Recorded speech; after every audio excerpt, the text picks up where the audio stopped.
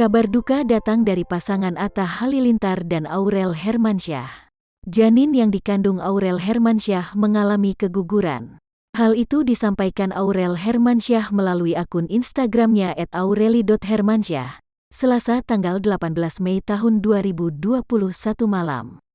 Dalam postingan itu, Aurel turut menyertakan foto hasil USG dari janin yang dikandungnya. Putri dari Anang Hermansyah itu pun mengungkapkan kalimat duka atas kabar tersebut. Innalillahi wa inna ilaihi rojiun. Selamat jalan anakku sayang. Doain mama dan papa dari surga ya, tulis Aurel Hermansyah.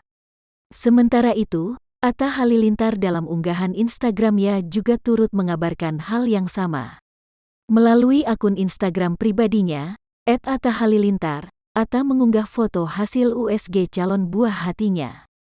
Atta menulis ucapan sampai jumpa kepada calon buah hatinya. Sampai jumpa di surga anakku, doain papa mama ya, tulis Atta Halilintar. Hingga berita ini diturunkan, belum diketahui penyebab pasti Aurel mengalami keguguran.